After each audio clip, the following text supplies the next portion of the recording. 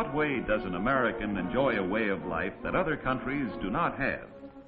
Our people have certain characteristics that built this country to its modern, pleasant way of living, with its unusual opportunities for good jobs, education, and individual freedom. How do Americans live? They live in many types of communities. As an American, perhaps you live on a New England farm, where through the years your ancestors have added many rooms to the original house.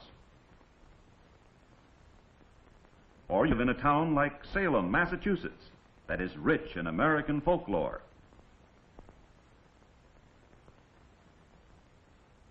Perhaps you live in a large city like New York or in Philadelphia in a house of native stone. Or in Charleston, South Carolina, with its historical harbor and typical colonial homes. Southerners are famous for their charm and gracious living. Wherever you live in America, the ideals of your parents will be much the same.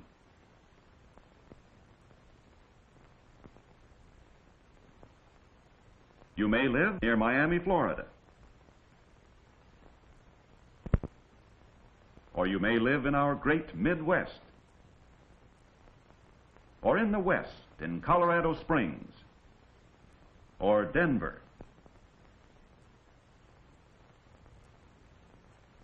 Or in a desert home near Tucson, Arizona, built to withstand the desert heat. Or in the far west in California.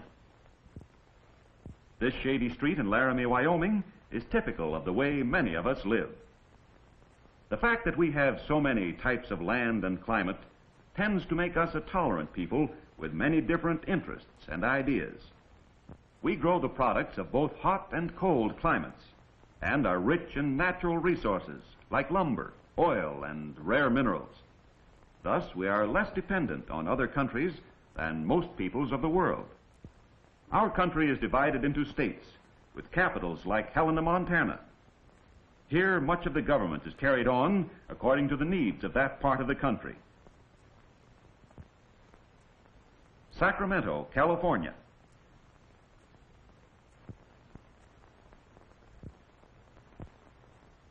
Frankfort, Kentucky.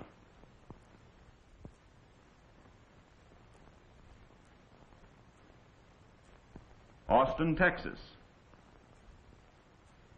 Providence, Rhode Island. We are governed both by our national government and by our state government, and this tends to keep us from having too strong a centralized government. Boston has many historical places dear to all Americans. While our people have great independence, we are closely united in a common, colorful history. The famous Boston Commons.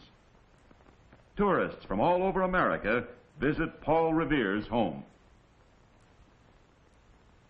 Every child knows the story of how the lantern was hung in the steeple of this North Church to give Paul Revere the signal to warn the colonists that the British were coming to attack. When children see this statue of Paul Revere, they like to imagine how he rode bravely through the night.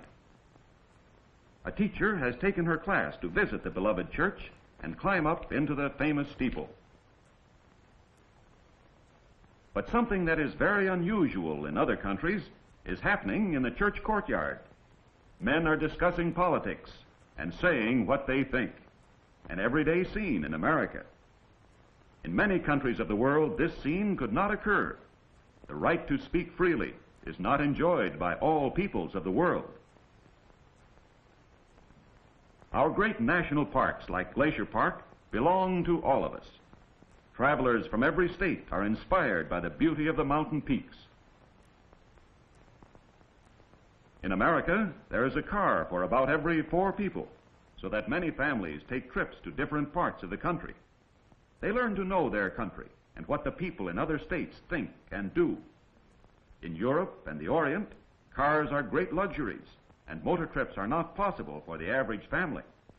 An American takes for granted the freedom to come and go and to do as he pleases, a freedom that is most unusual in the world of today.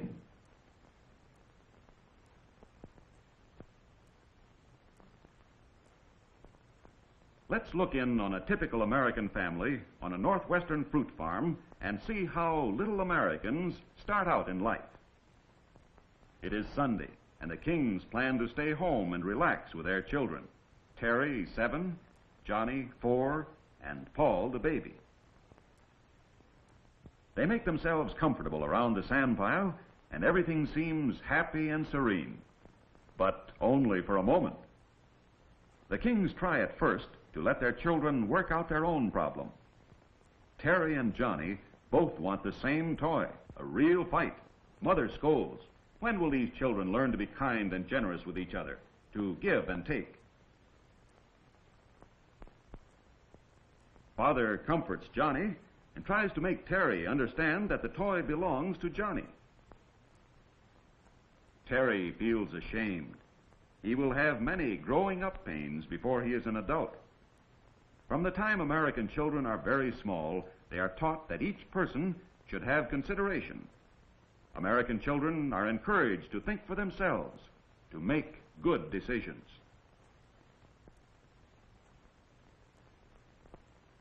Even small American boys love mechanical toys. They like to find out what makes them run.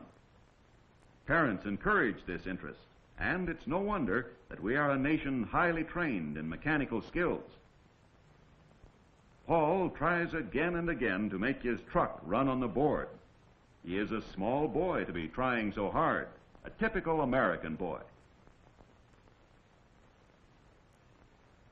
The boy's cousins live on the adjoining farm, a typical American scene. The family are having a picnic in the backyard. Everyone helps.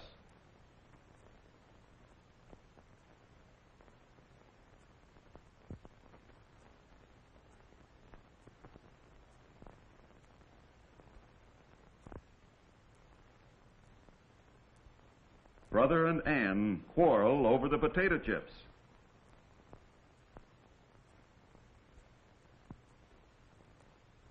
Dad says, "Stop fighting, children." Sometimes it seems as if Dad never has a chance to rest.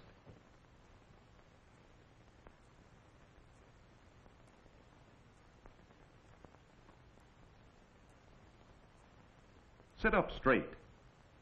Now, don't talk all at the same time. Even small children feel free to speak their own opinions in an American home. And so it goes.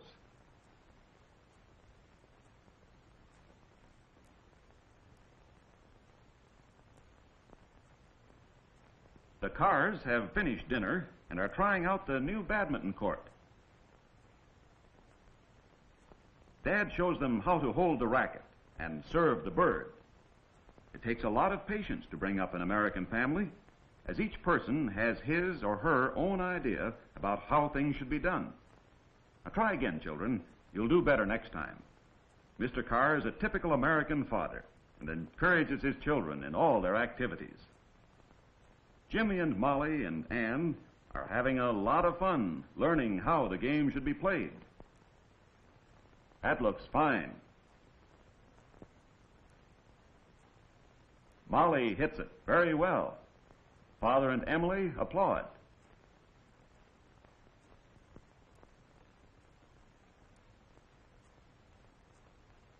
Now Jimmy serves. Molly hits a good one, and Jimmy misses, much to little sister's delight. Then Father and Molly show the children how the game should be played.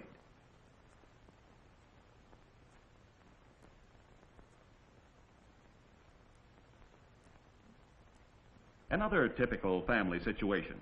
Ann and Molly both plan to ride. Ann has the horse. Then out comes Molly. This time it's Molly's turn, as she has a date to ride with a friend. Well, as usual, Father comes to the rescue.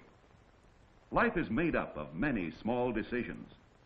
But as we make each one, we are building the type of person we will be when we grow up.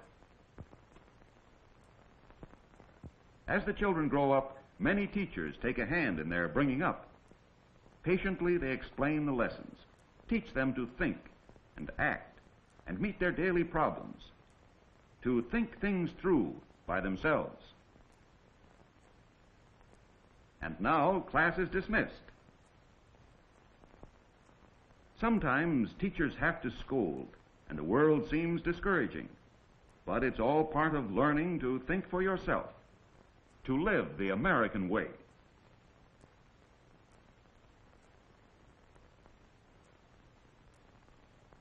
Many problems will be met and conquered on the playground.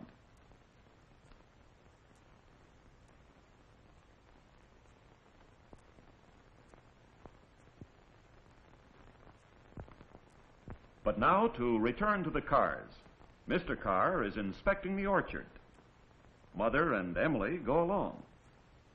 Father shows Emily which cherries are ripe and just how to pick them without injuring the stems.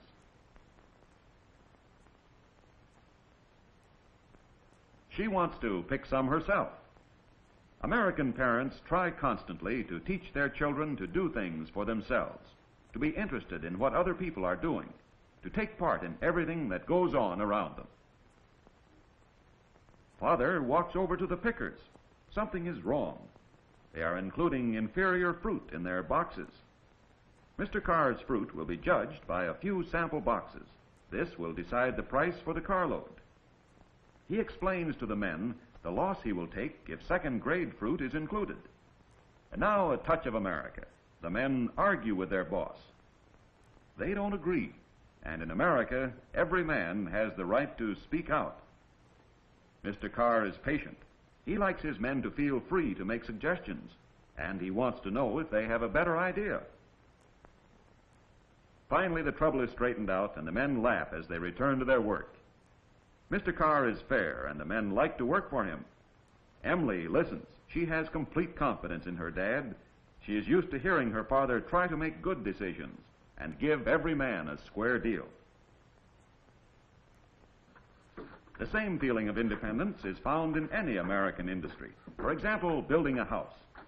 The head foreman discusses the work with Bill, the work foreman. Bill has been with the firm many years. He started at the bottom and worked up to his present position. Bill studies his plans to know how much lumber he must order. His men work hard, but there is a carefree atmosphere not found in countries controlled by a dictatorship. The head foreman knows that with Bill in charge, the work will be well done and finished on time. Notice the teamwork as the men lift the framework into position. One of the reasons that America has built such great industries is that each man can be depended on to do his bit intelligently and accurately. Men of many nationalities work in the building trades. Bill is always in the center of things. He helps the man lift the boards and uses a power saw to even the roof. In the United States, individual ability is recognized, and each man has a chance to make good. This recognition of individual worth is important in the American way of life.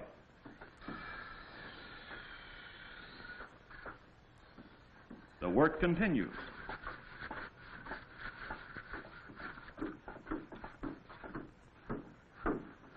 A carpenter puts in the window frames. Next to him is a plasterer. They all have a cooperative way of working. Bill and his men are a good illustration of how work is done in America. The difference in the attitude of men in a free country and one controlled by a dictatorship.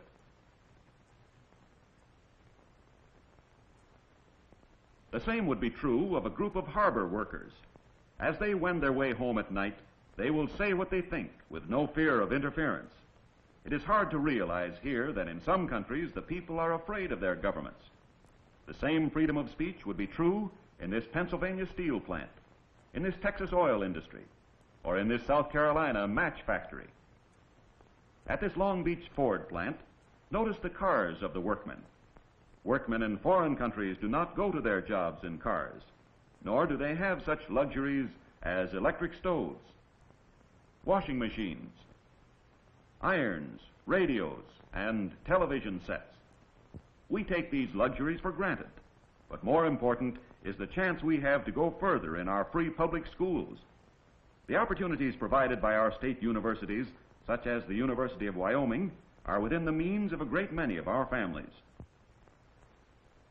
the University of Kentucky. American children have a better chance to make good because of their higher average education. The University of New Hampshire, the University of Florida.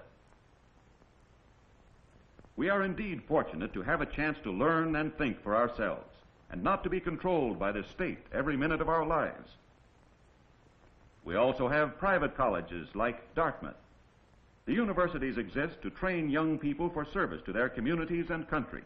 Doctors, scientists, businessmen, teachers, and engineers.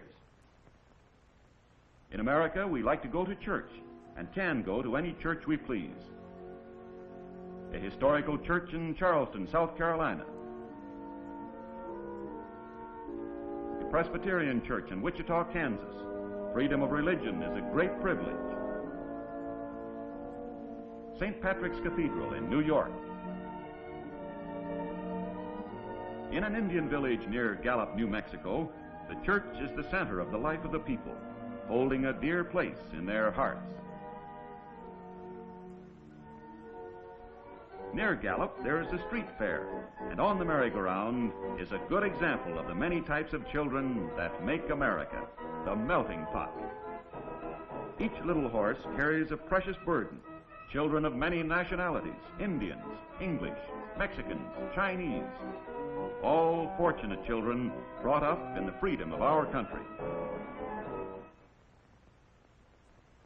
We all want to be loyal citizens, but how can we help?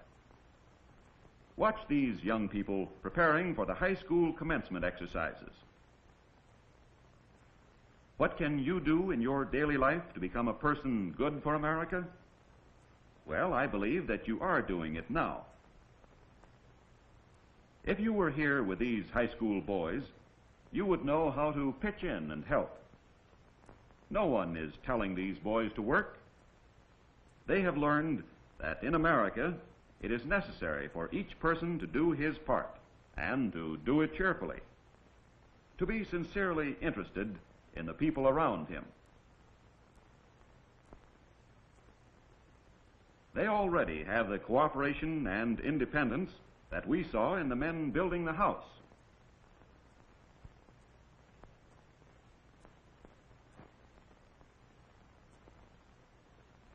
They listen to the advice of their teacher, but each boy feels free to give his own opinion.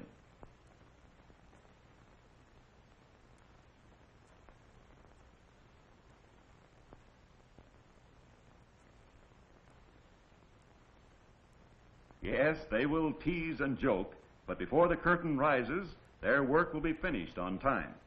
Whether it's sorting papers, hauling tables into position, nailing up signs, or preparing a speech. The loudspeaker equipment must be ready for use.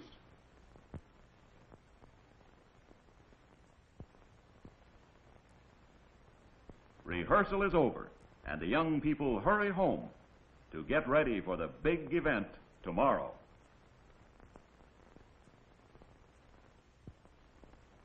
Commencement day arrives. Notice this typically American incident. Bert's sister is graduating. His father wants information about parking the car, and Bert is sure the patrolman will help him. He always knows that he can go to the police for help. How different from the countries in which the people fear their police. People coming from these countries tell us that our greatest American privilege, the thing we can be most thankful for, is our freedom from fear. Bert's sister will have many decisions to make, but she is trained to make her own decisions the American way. They are serious as they enter the stage, realizing as never before that our way of life is being attacked and that its survival lies in their hands. They will meet each crisis of their lives with judgment and integrity, because behind each thought and decision lies their heritage and bringing up in the American way, at home, at school, at church, and in their various activities. If each one of us does his job well and thinks straight, if we all work together, it becomes a mighty force. A force like many drops of water that form in the clouds over the mountains. In the cold air, these fall as snowflakes and make the beautiful snowdrifts. On warm days, the snow melts and trickles down the ravines.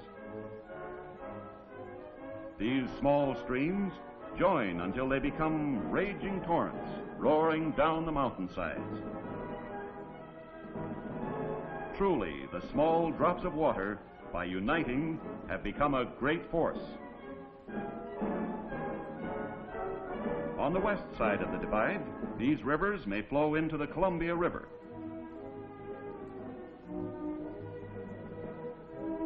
In the same way, in the Middle West, small streams may become the Mississippi River.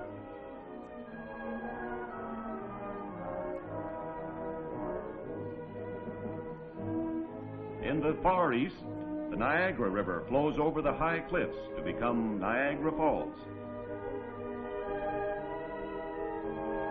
In the same way, throughout the length and breadth of our country, each one of you doing your part at home, at school, and at play is building a force that is capable of keeping America safe.